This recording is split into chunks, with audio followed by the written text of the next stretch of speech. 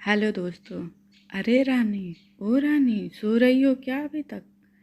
रानी की जेठानी जोर जोर से चिल्ला रही थी घर के आंगन में खड़े होकर। रानी यानी मैं भागती हुई अपने कमरे से निकली और बोली, दीदी आ गई मैं। जेठानी बोली, रानी तुम्हारा नाम है रानी, तुम रानी नहीं हो। मैंने तुम्हें कल रात में ही समझाया था कि सुबह को जल्दी उठ जाना, तुम्हारी मुंह दिखाई क्या रस्म है।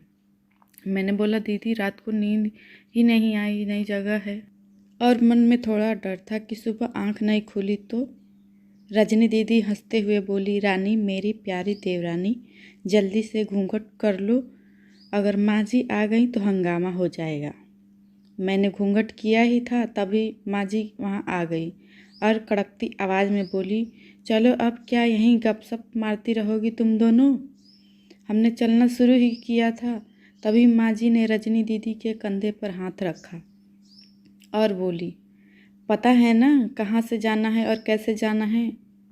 माँ जी ने बोला कि जब कोई बड़ा तुम्हारे सामने खड़ा हो तो हमेशा घूंघट में रहना और कम से कम अपने बड़ों के सामने आना बिना घूंघट के कभी नहीं।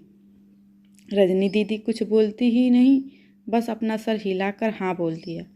मैंने भी अपना सर हिलाकर हाँ में हिलाया। माँ जी के जाने के बाद मैंने पूछा, रजनी दीदी आप तो स्कॉलर हो और इन सब चीज़ों को कैसे निभाते हो? रजनी दीदी मुस्कुराई और बोली कि मैं थारे जेठ जी से बहुत प्यार करती हूँ, इसीलिए अभी तक चुपचाप सब चीज़ें निभा रही हूँ। मैं कुछ नहीं बोली और चुपचाप रजनी दीदी के साथ घर के बाहर वाले कमरे में जाकर बैठ गई। वहाँ पर एक पड़ोस की आंटी जी बैठी थी। वो बोली कि यह कैसी बहू आई है, ससुर जी सामने खड़े हैं और ये बैठ गई है। मुझे कुछ समझ ही नहीं आया, मतलब क्या था। रजनी दीदी बोली कि आंटी जी अभी नई बहू हैं, यहाँ के रीति रिवाज सीखने में थोड़ा समय लगेगा। रजनी दीदी मुझे वहाँ से उठाकर मेरे कमरे में छोड़े। 6 महीने यूं ही छोटी छोटी चीज़ों के बीत गए। एक दिन मैं राहुल के साथ साड़ी लेने गई।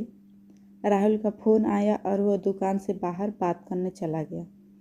साड़ी की दुकान पे मैं बेधड़क होकर साड़ियाँ देख रही थी, तभी साथ में बैठे हुए अंकल जी खांसे। 1 बार, फिर 2 बार, फिर 3 बार। मैंने साड़ी वाले भैया से बोला कि भैया इन अंकल जी को पानी दे दो, बहुत खांसी हो रही है इन्हें। अंकल जी भड़क उठे और बोले, क्या बदतमीज़ लड़की है ये कुछ शर्म लिहाज है कि नहीं इसे? दुकान पर हंगामा देख राहुल बाहर से भागकर अंदर आया और अंदर आते ही अंकल जी के पाँव छूकर बोले, मामा जी आप यहाँ? मैं घबरा के दुकान से बाहर निकल आई, एक लंबा घूंघट करके गाड़ी में बैठ गई। राहुल बाहर आया और गाड़ी में बैठकर गाड़ी बहुत तेज़ चलाने लगा। मैंने धीमी आवाज़ में बोला, गाड़ी बहुत तेज़ चला रहे हो, कहीं एक्सीडेंट न हो जाए।